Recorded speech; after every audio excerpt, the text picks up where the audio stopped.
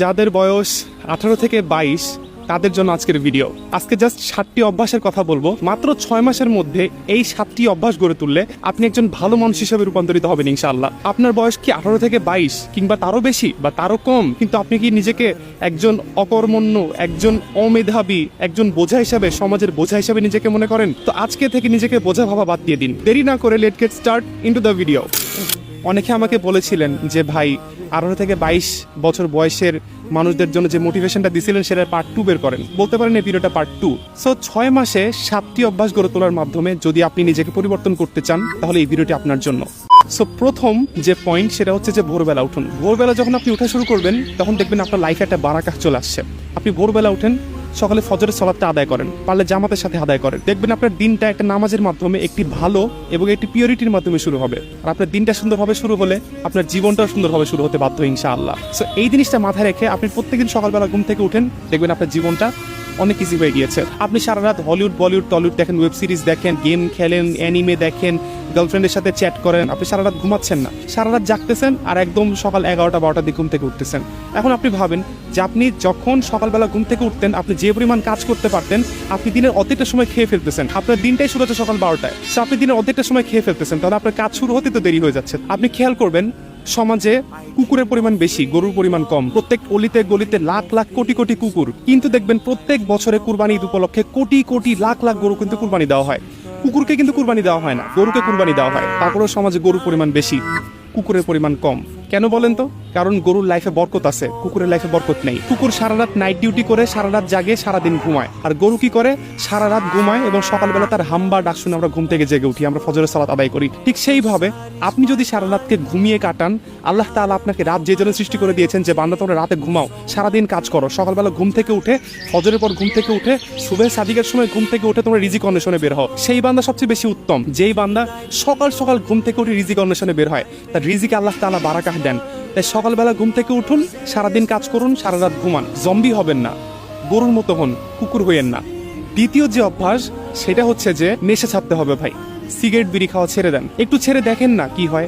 হ্যাঁ, অনেক খারাপ লাগবে, সাময়িক সময়ের জন্য অনেক খারাপ লাগবে, ডিপ্রেসড লাগবে। নেশা ছাড়লে অনেক খারাপ লাগে, সেটা আমি জানি। আমার অনেক ফ্রেন্ড যারা নেশা করতো, তারা নেশা ছাড়ার পর থেকে প্রথম দিকে তারা ছটফট করতো। হ্যাঁ, নেশা করার মাধ্যমে আমাদের সাময়িক সময়ের জন্য এটা ভালো লাগা কাজ করে, আমাদের সাময়িক সময়ের জন্য ডোপামিন রিলিজ হয়, ডোপামিন পাই আমরা। কিন্তু এটা ডেইলি বেসিসে যখন আমরা খাই, এটা আমাদের উপর একটা পার্মানেন্ট ইম্প্যাক্ট ফেলে, যে আপনার শারীরিক চরম ক্ষতি হচ্ছে, যেটা আপনি বুঝতে পারছেন না। তাই ভাই নেশা ছাড়েন। এখন অনেকে বলবেন যে ভাই সিগারেট বিড়ি খাইলে কি আমি অনেক টাকার মালিক, আমি অনেক বড় বিজনেসম্যান, আমি অনেক বড় চাকরিজীবী, আমার মাসে বেতন 1 লাখ টাকা, 2 লাখ টাকা, 5 লাখ টাকা আমি আর্নিং করি, আমার অনেক টাকা আছে, তাহলে আমি কেন? নেশার সাথে এগুলো কোনো সম্পর্ক নাই ভাই। ভাই নেশার সাথে অবশ্যই সম্পর্ক আছে, কারণ আপনি যখন শারীরিকভাবে ড্যামেজ হবেন, শরীর ভালো নেই আপনার মনও ভালো থাকবে না, আর মন ভালো থাকবে না, আপনি কোনো কাজে কনসেন্ট্রেশন দিতে পারবেন না। তাই শরীরের সাথে মন যেমন ওতপ্রোতভাবে জড়িত, ঠিক মনের সাথে আপনার ক্যারিয়ার, আপনার ডেভেলপমেন্ট, আপনার দুনিয়াবি এবং আখিরাতের লাইফ ওতপ্রোতভাবে জড়িত। তাই শরীরকে ভালো রাখেন, মনকে ভালো রাখেন, আপনার জীবন, আপনার যৌবন, আপনার আখিরাত, আপনার দুনিয়া ঠিক হয়ে যাবে ইনশাল্লাহ। পয়েন্ট নাম্বার 3, পানি বেশি বেশি খান। এখন অনেকে হাসতেছেন, ভাই পানি বেশি বেশি খাওয়ার সাথে আবার উন্নয়নের কি সম্পর্ক?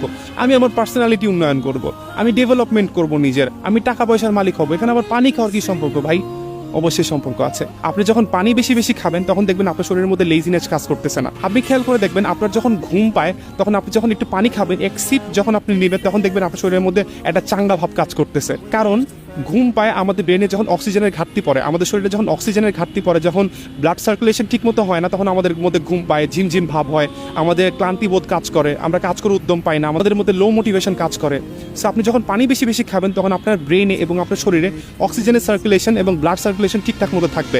আর ব্লাড সার্কুলেশন যখন ঠিকঠাক থাকবে তখন আপনার শরীর ভালো থাকবে।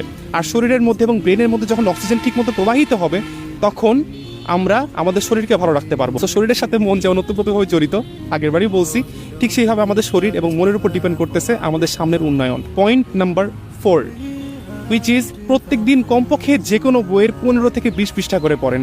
সেটা হইতে পারে যে কোনো বই, তবে সবচেয়ে ভালো হয় আপনি যদি আপনার ধর্মগ্রন্থের বইগুলো পড়েন। একটু পড়েন না, একটু দেখেন না, একটু পড়েন না যে কোরআন আপনাকে কি বলছে, একটু দেখেন না যে হাদিস আপনাকে কি বলে, একটু দেখেন না যে ইসলামিক বইগুলোর মধ্যে আপনাকে কি মেসেজ দেওয়া হয়েছে। অনেক তো পড়ছেন নিকি গাই, অনেক তো পড়েছেন রিচ ড্যাড পোর ড্যাড, অনেক তো অ্যাটমিক হ্যাবিটস পড়েছেন, অনেক তো বই পড়া হয়েছে বাইরের। একটু নিজের ধর্ম সম্পর্কে জানেন না, একটু নিজের ধর্ম সম্পর্কে রিসার্চ করেন না। যেগুলো মানতেছেন, এই যে নামাজ পড়তেছি, জাকাত দিচ্ছি, হজ করতেছি, রোজা রাখতেছি, আমরা কেন করি এগুলা?